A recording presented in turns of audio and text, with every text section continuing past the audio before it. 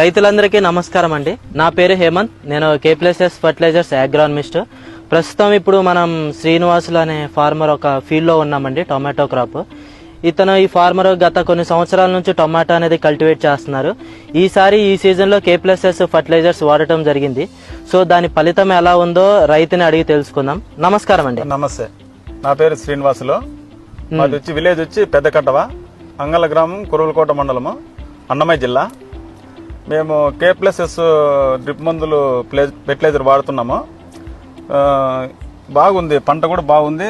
ప్రతి ఒక్కటి ఎరువులు వదలడం వల్ల ఈసారి మామూలు పైన పంట బాగుంది. పూత కానీ పిండి కానీ బాగున్నాయి.